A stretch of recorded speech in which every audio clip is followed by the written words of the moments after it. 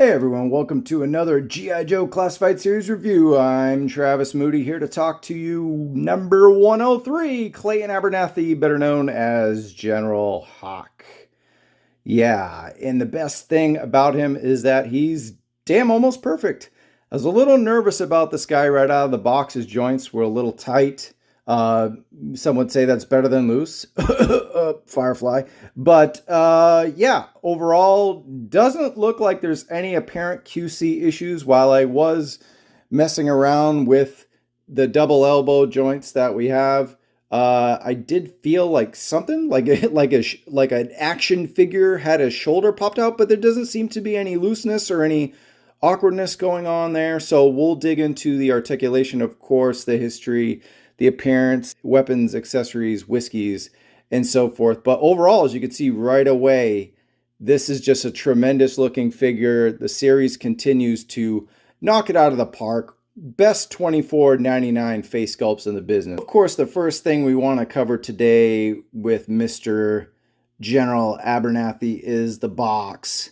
And it's quite apparent that there are a lot of Easter eggs going on. But really, maybe the most weird, strangest one is right here. If you look, is that him? are we getting a version 3 Hawk there? That seems to be a little wacky. Look, General Hawk is the John Elway of G.I. Joe, hailing from Denver, Colorado, kind of taking that backseat to the Joe Montana of Duke. And yeah, I'm going back to 80s quarterbacks, baby. That's what G.I. Joe's all about. More interesting, of course, are the Easter eggs right down the square middle of the box in front of that Cobra base, we believe.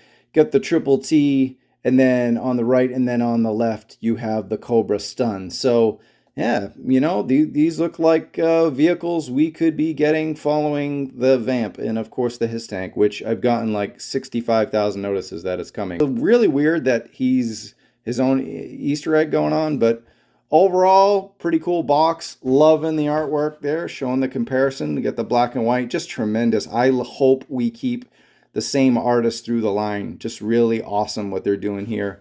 Of course, it's on the side of the box. Really tremendous. Good look on him. And then, of course, all the stuff on the back. Cool patch there with the Yo Joe. And yeah, let's dig into it. All right, so we got Clayton here. Clay, whatever you want to call him. Just don't call him Abby. Mr. Abernathy is here. The general, he looks downright amazing. And I know people were like, oh, well, that kind of looks like Dan Larson and stuff. But dudes and ladies, look out.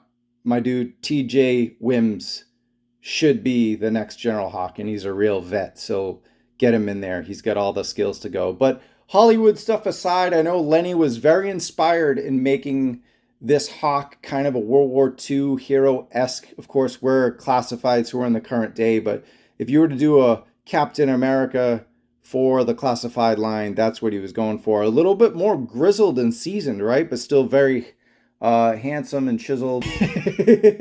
Yeah, not quite that appearance there, Dennis Quaid. But no, he looks great right away. Leather jacket has that nice, the nice worn effects, nice little shine. Looks like it's been through a little bit, but you know, still clean. He is a general, so he's going to look very staunch and very promising. He's not going to wear anything too ratty. So nice dry brush technique there, of course, from our dude, the great Tony. And then we'll see right there. Oh, here we go.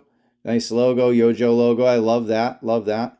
It's like right above where it could be a little too corny, but it's cool. It's very classic, but you know, anything Yo Joe is cool. So yeah, they dig that. All new torso up top.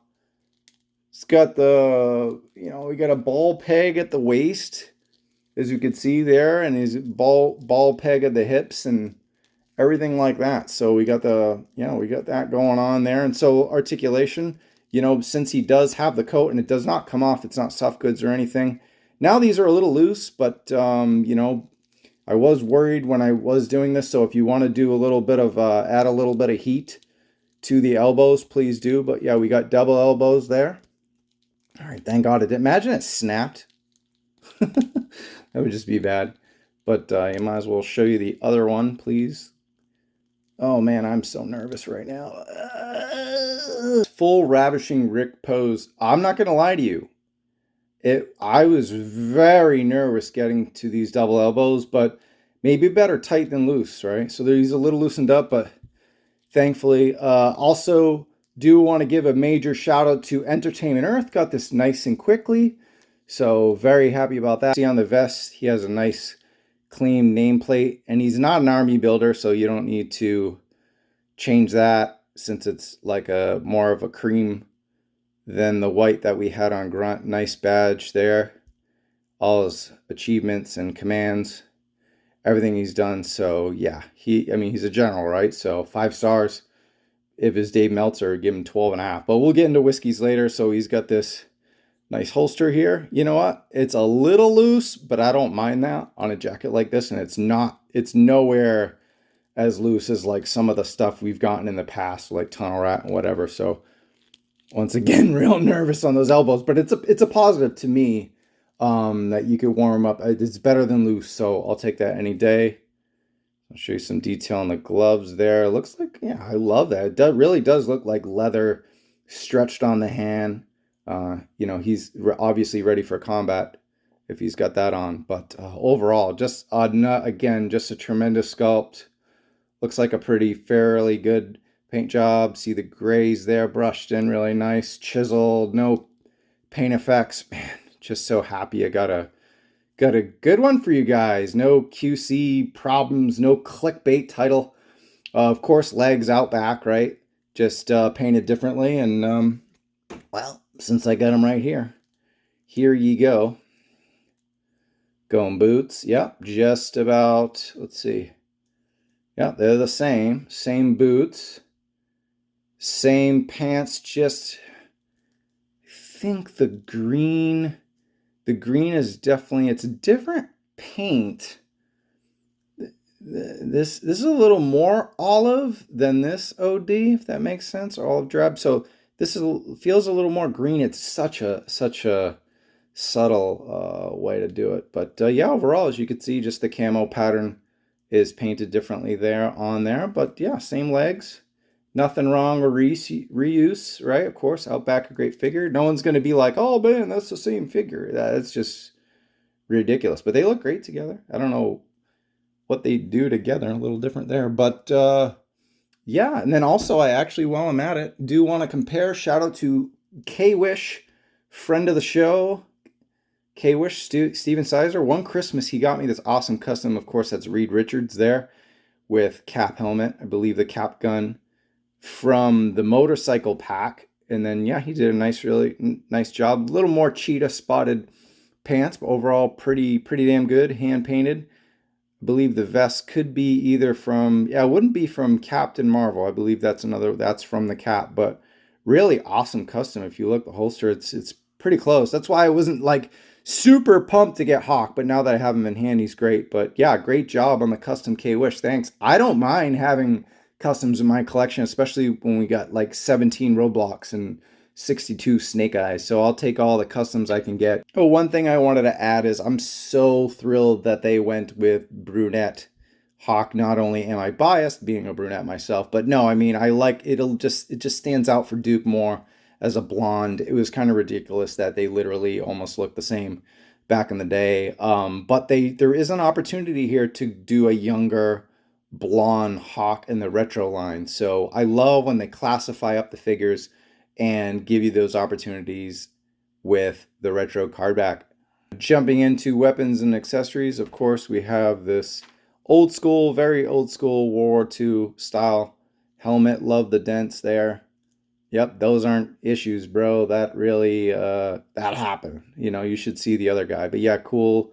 Looks like little dents and creases. So really nice effects there on the helmet. And then as we showed earlier, the goggles fit straight on top, and they do a great job staying on, so you don't have to stretch them too much. I know we've all ripped goggles from a Viper, especially the first edition ones, but yeah, that stretches on really good. Nice metallic paint there, so not translucent or anything crazy, but a nice shine on the goggles. And then of course he has goggles himself. I haven't even tried this myself yet, so let's see how he. It's a little crooked there, looking like a geek. All right, cool.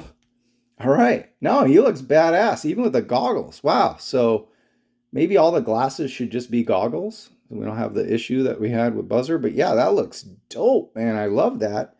And then if you want, you throw on the helmet. Look at that. That dude, that's hilarious. It looks so much like my dude TJ. But, and then look, if you want to go like, yeah, man, just kind of gonna go to the bar and pick up some ladies and kick some ass. Here to chew bubblegum, man. But anyway, dude, Hawk looks awesome. The goggles are very cool. With CoverGirl, so they both got the jackets and they both got this this gun here. It's almost like a, I don't know, you gun freaks can let me know, but it's almost like a PPK. Of course, this one has a little paint to it. I don't mind the all black weapons, and we'll show you the other ones just because I feel like they really ground him a little bit. You know, like the full-on black holster, nice gold there on the belt, and then there's some nice paint there on the buckle there. So, you know, little rations or ammo packs or whatever have you. I like the black with the black gloves because really he pops with this jacket and kind of like the gray hair and everything, and then you just got some, you know, I don't know. I just really like these weapons. Not too bad. So there's a pistol, and we have this other one. Cool. A gun. So pretty cool. Not as bad as some of the other pistols we saw in the past. So of course, like I said, got CoverGirl's cover. He also has CoverGirl's shoddy too. The one with the green was given to CoverGirl. And like I said, I am A-okay with just the black. I'm totally with it, you know. It's fine. As you can see, it still has that nice level of detail on the handle. But it's a very plain weapon. I'm totally cool with him. He's going to be hanging around the Dragonfly. He's going to be doing all kind of stuff. So he doesn't need anything fancy. You know, I'm cool with just the generic shoddy and nothing wrong with reuse there. And then finally, we have this grenade launcher. So very simple weapon. Not a whole lot to it. It's very old school feeling. So that's why I'm very cool that there's nothing too modern with it. But yeah, it's an interesting choice for him to have a grenade launcher. Maybe he launches it and then conveys the battalion to run in. So that might work. Let's see how the weapons look on him. All right, so we see the grenade launcher in his hand. I guess the only problem is with this, it's very stiff. It's not a different, doesn't feel like it's a different plastic. You know, maybe it is or whatever, but yeah, it's not too mobile. But I will tell you this, the grenade launcher does fit very nicely around his shoulder. At least I did when I had him posing. Let's see if I see, I knew I had it pretty good. Yeah, it's pretty good. It did stay earlier, guys, trust me. Yeah, doesn't look too bad. Would I have preferred a backpack? Sure, there is a peg hole there for one. I don't know. I'm okay with it. Well, if you mess around with it, you'll get a good pose. I promise. I got one earlier. Yeah, there you go. It sticks right in and it doesn't. Of course, when you move his arm, oh, look at that. Stays pretty mobile, so totally cool with that. I'll go with the shoddy real quick. Probably the weapon I'll give him for now, unless maybe just the handgun. But I'm okay with this.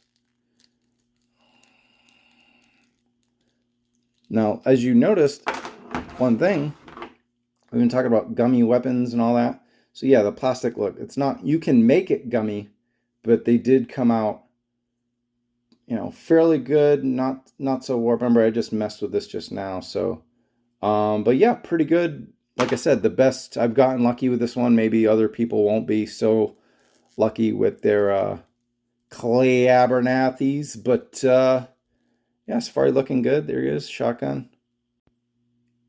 Actually, cancel that. I love Tunnel Rat's revolver there. I know Mr. Rat had it back in the day, but it fits Hawk much more with that revolver. So that would have been a nice addition. But of course, we just had Tunnel Rat, so the reuse of the gun would have been highly criticized. Where, you know, CoverGirl, we got a ago. If you want to go with a little more color, you can go with CoverGirls, do a little switcheroo.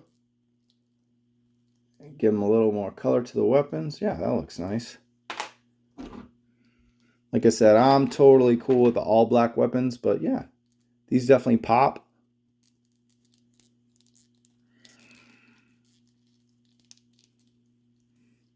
Totally cool with that.